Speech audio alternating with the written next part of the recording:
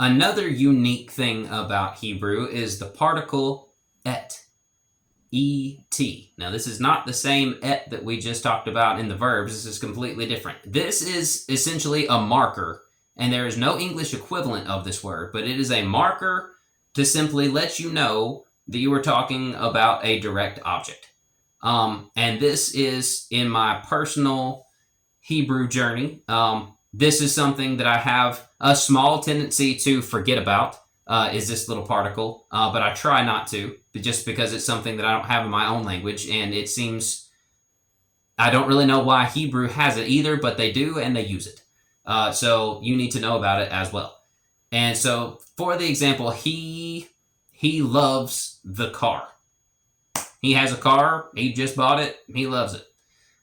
So it would be hu ohev et hamechonit. Ani ohev et hamechonit. He loves, particle et, hamechonit, the car. Now, if it was a girl, you're going to have a et in there. So it would be he ohevet et hamechonit. He ohevet et hamechonit. She loves the car. And it is used in direct objects. It comes before the direct object to let you know you're talking about a direct object. However, it only is used when you use the word the. So if he just loves a car, it is simply hu ohev mechonit. He loves a car. Hu ohev mechonit. He loves a car. But if he loves the car, you have to use et with ha, because the car is the direct object. So, hu ohev et hamechonit. He loves the car. Something to just keep in mind as you're speaking. I often forget about this little particle. It's not necessarily a big thing. The Hebrew people know you don't have anything like that in your language. But the message would still come across, and it would still be clear what you're trying to say. It might just sound a little bit funny to a Hebrew speaker's ear. But it's something to keep in mind when you're speaking, and to try to remember it the best you can. That is what I do. Chances are you're going to forget it as often as I do when you speak, but that is okay. But it is something to keep in mind. So the next thing that was going to be useful to you in your Hebrew learning journey is how to say my something or your something. And the way that this is constructed is like in English, you can say my car or the car of mine. Well, that is the only way that it could be done in Hebrew, is the car of mine, the dog of hers, the house of theirs. That is how it's constructed. So you have ha, which means the. You have the noun. You have shel, which means of, shel. And then you have a suffix that is a letter attached to the end of that shell, which lets you know whether it is mine or yours or hers or theirs. So like my car would be ha mechonit sheli. Ha mechonit sheli. My car. If it's your car and you are masculine, it would be ha mechonit shelcha. If you're feminine and it's your car, you as a girl, it would be ha mechonit shelach. The shell doesn't change, but the i, cha, ach, anu, hamechonit shelanu, our car. And right here is the list of all of the suffixes for, the car of mine or ours or us. So we are going to be using ha mechonit, the car, ha mechonit. And the appropriate endings, as written out here in front of you, are sheli for my, shelcha for you, masculine, shelach for you, feminine, shelo, hamechonit shelo, for his, so the car of his. Then you have shela, hamechonit shela, for hers, the car of hers. You have shelanu, which means ours. Shelachem, which is a group of you, masculine or mixed. Shelachen, which is a group of you, feminine.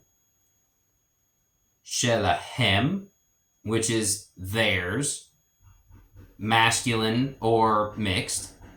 And then shelahen, which is theirs, feminine. So hamechonit sheli, hamechonit shelcha, hamechonit shelach, hamechonit shelo, hamechonit shela, hamechonit shelanu, hamechonit shelachem, hamechonit shelachen, hamechonit shelahem, hamechonit shelahen. One thing that you might have noticed through this video is that we have not used any word for am, are, is. That is because in the present tense, those are implied. So ani means both I and I am. Ata means both you and you are. So if I was going to say, we'll use the adjective yafeh, which means beautiful, yafeh. Now, adjectives also will change depending on whether it is talking about a masculine thing or a feminine thing. So like yafeh, if you'll remember what we said about the verbs, remember the verb for I want is rotse in the masculine, rotse. Well, now you have yafeh. So if we know that rotse is masculine, what was the feminine version of that? That's right, rotsa. So yafeh turns to yafa. And there is a lot of adjectives that do that. They have to agree in gender for whatever it is that they are talking about. So if we wanted to say the car, mechonit, we know that's feminine. So hamechonit yafa.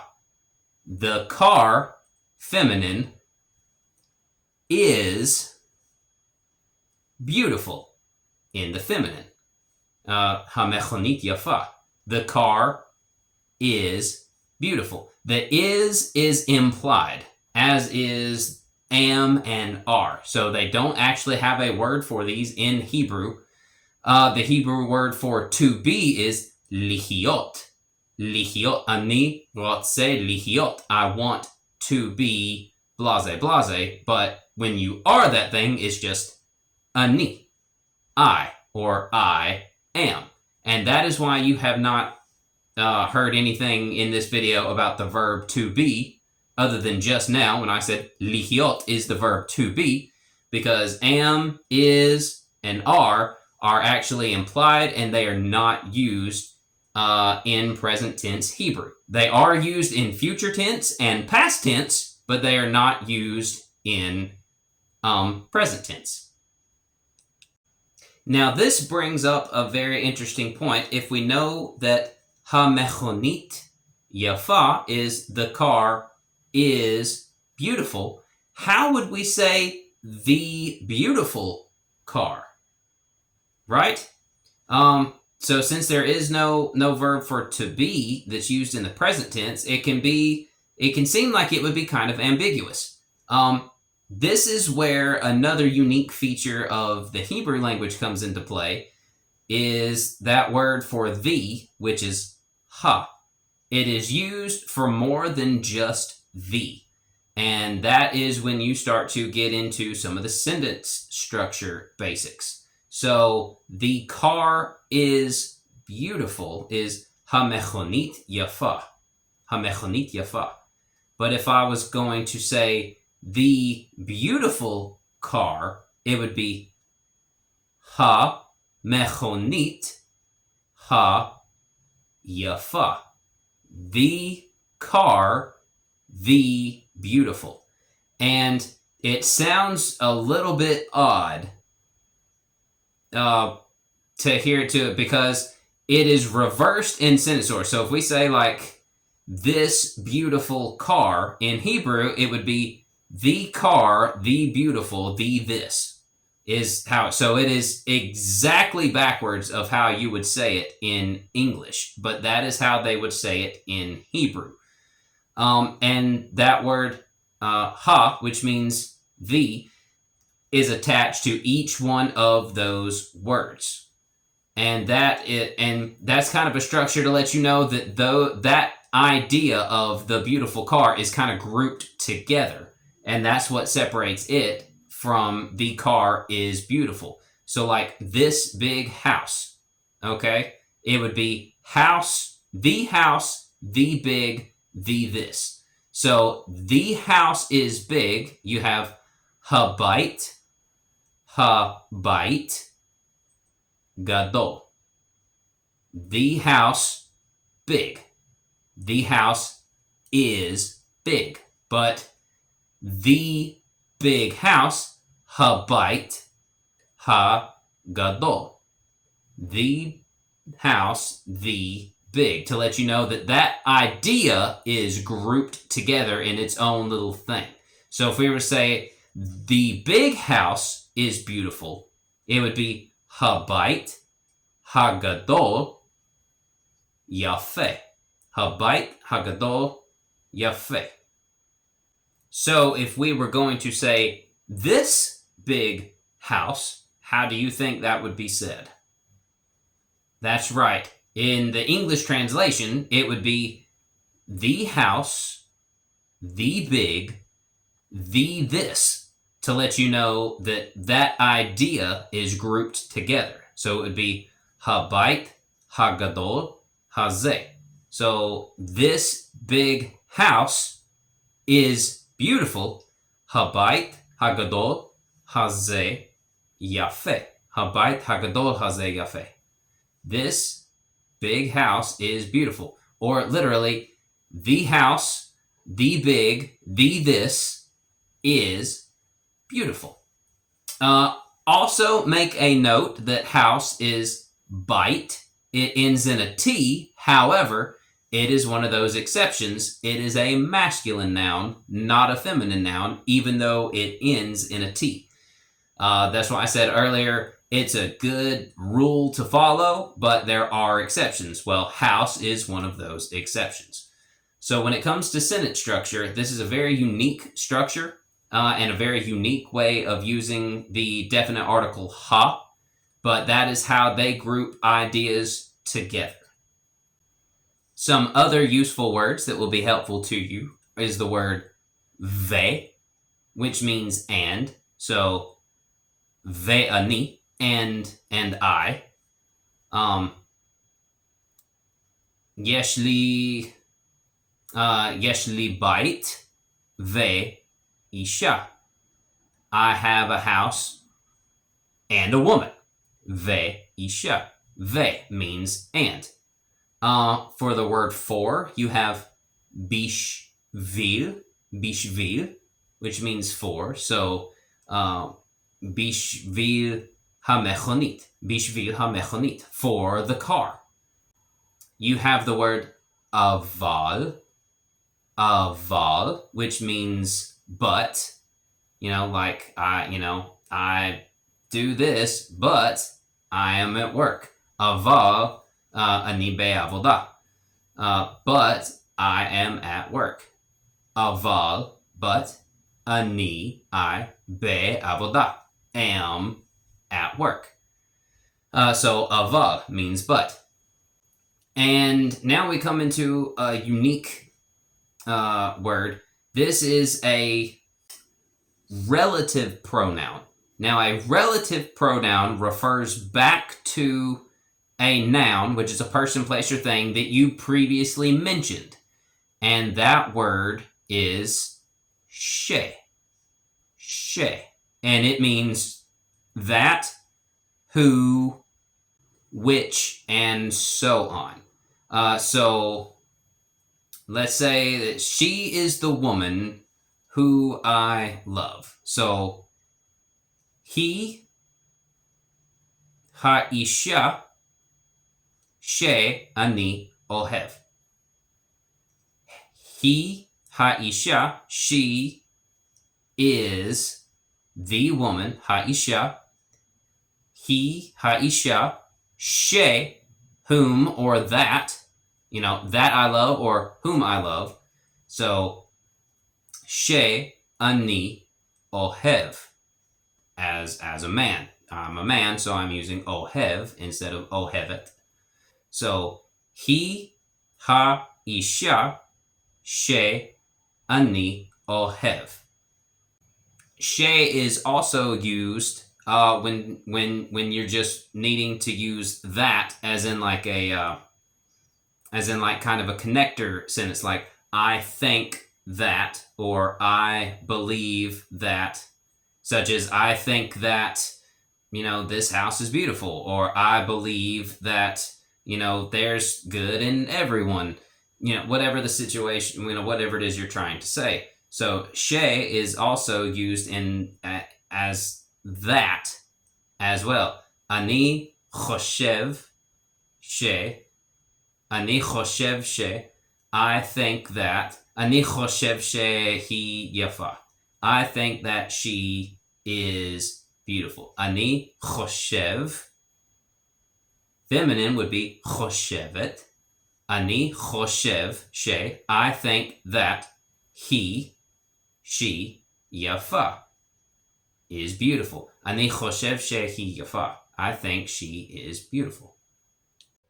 If you are looking for a handy tool to help you with your Hebrew language journey, I would definitely recommend the Lonely Planet Hebrew phrase book. I keep one on me all the time, along with several other Lonely Planet phrase books for various languages that I like to study. But this particular book, it's a great phrase book. It has just about all the things that you would want to learn to say in it. There's a Hebrew English dictionary and English Hebrew dictionary in the back, and the beginning of the book actually has a lot of grammar basics for you to kind of thumb through and start understanding some of the grammar points of Hebrew. Again, it's a basic grammar at the beginning of the book, but it goes a little bit more in-depth and detailed than this video does. So it's definitely handy to have.